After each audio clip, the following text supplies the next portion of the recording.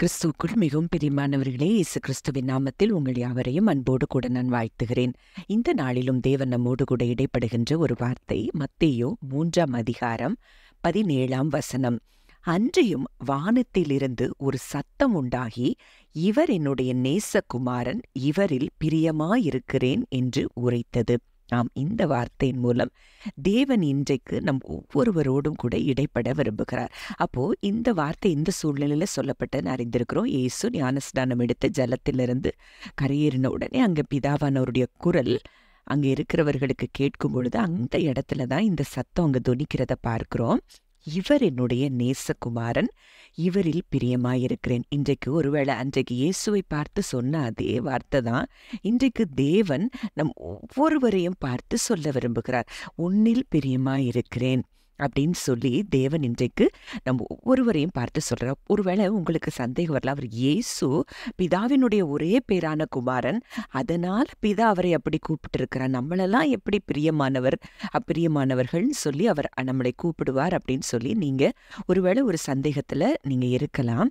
1 யோவான் 3:1 சொல்லுகிறது, நாம் தேவனுடைய பிள்ளைகள் என்று அழைக்கப்படுவதினாலே பிதாவானவர் நமக்கு பாராட்டின அன்பு எவ்வளவு பெரிதென்று பாருங்கள். அப்போ இன்றைக்கு லிட்ரலா தேவன் இயேசுவை எப்படி தன்னுடைய குமாரனாய் பார்க்கிறாரோ அதே போலதான் இன்றைக்கு நம்மையும் அவர் பார்க்கிறார். இயேசுவுக்கு உடன் சகோதரர்களாய் சகோதரிகளாய் தான் நம்ம ஒவ்வொருவரும் இருக்கிறோம் அப்படிங்கிறது தான் சத்தியம்.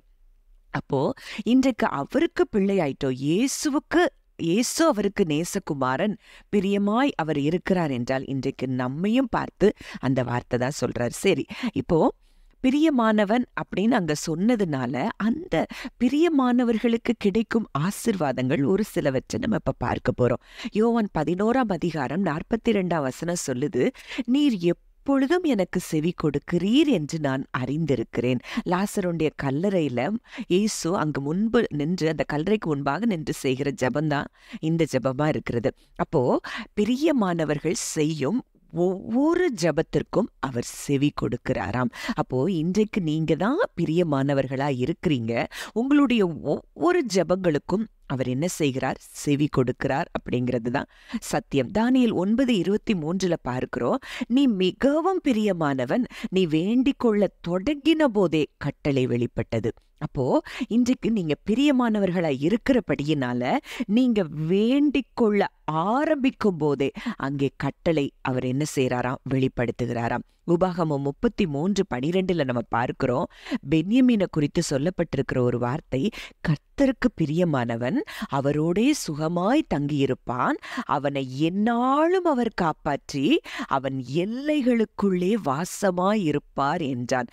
எவ்வளவு பெரிய ஸ்லாக்கியம் இந்த வார்த்தையில நமக்கு சொல்லப்பட்டிருக்கிறது. நீங்க இன்றைக்கு அவருக்கு பிரியமான பிள்ளைகளா இருக்கிறதுனால உங்களை எந்நாளும் அவர் காப்பாற்றி உங்கள் எல்லைகளுக்குள்ளே அவர் நிச்சயமாய் வாசமாய் இருக்கிறார் அப்படிங்கிறது தான் சத்தியம். இந்த வார்த்தையை நீங்க எந்த அளவுக்கு விசுவாசிக்கிறீங்களோ அந்த அளவுக்கு உங்களுக்கு அந்த பாதுகாப்பை அவரால் என்ன செய்ய முடியும்? கொடுக்க அவர் வல்லமையுள்ளவராய் இருக்கிறார். அப்போ 2 சாமுவேல் 22:20 பார்க்கிறோம், என்மேல் அவர் பிரியமாயிருந்தபடியினால் விசாலமான இடத்திலே என்னை கொண்டு வந்து என்னை தப்புவித்தார். ஒருவேளை நீங்க நெருக்கத்துக்குள்ள இருக்கிறத போல நீங்க உணர்ந்தாலும் நீங்க பிரியமாய் இருக்கிறவர்களா இருக்கிறபடியினால, அவரால் நேசிக்கப்படுகிறவர்களாய் நீங்க இருக்கிறபடியினால உங்களுக்கு விசாலமான இடத்தை அவர் என்ன செய்யறாராம்? கொண்டு வந்து விடுகிறாராம், உங்களை தப்பு வைக்கிறாராம். மேலும் சங்கீதம் 41:11 பார்க்கிறோம், என் சத்ரு என் மேல் ஜெயம் கொள்ளாததினால் நீர் என் மேல் பிரியமாயிருக்கிறீர் என்று அறிவேன்.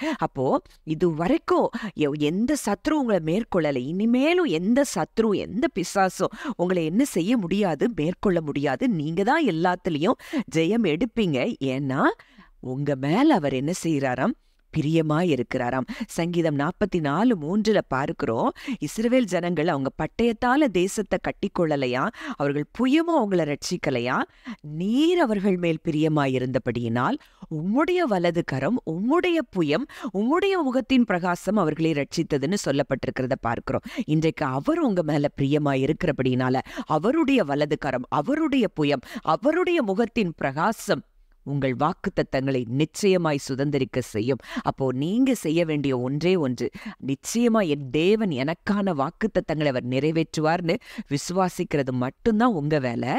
அவருடைய வலது கரம், அவருடைய புயம், அவருடைய முகத்தின் பிரகாசம் உங்க வாக்குத்தத்தங்களை சுதந்திரிக்க வைக்கும். ஜெபிக்கலாம். அன்பின் பரலோக தகப்பனே, நன்றியோடு உம்மை துதிக்கிறோம். நீர் இன்றைக்கு எங்களுக்கு வெளிப்படுத்தின இந்த சத்தியத்திற்காக நாங்கள் நன்றி செலுத்துகிறோம். இந்த பூமியில எங்களை நீர் வைத்து அப்பா இயேசுவுக்கு உடன் சகோதரர்களாய் எங்களை நீர் மாற்றி இருக்கிறீர். அப்பா உம்முடைய இயேசு கிறிஸ்துடைய விலையேற பெற்ற இரத்தத்தினால் எங்களை மீட்டு இன்றைக்கு உம்முடைய சொந்த பிள்ளைகளாய் நாங்கள் மாற்றப்பட்டிருக்கிறோம். பிரியமான பிள்ளைகளாய் மாற்றப்பட்டிருக்கிறோம். இந்த பிரியமான பிள்ளைகளுக்குரிய ஆசீர்வாதங்கள் எல்லாம் இதை கேட்கிற ஒவ்வொருவருடைய வாழ்க்கையிலும் வந்து ஆண்டவரே அது நடக்கிறதற்காக, அந்த ஆசீர்வாதங்கள் எல்லாவற்றையும் அவர்கள் சுதந்திரித்துக் கொள்ளுகிறதற்காக,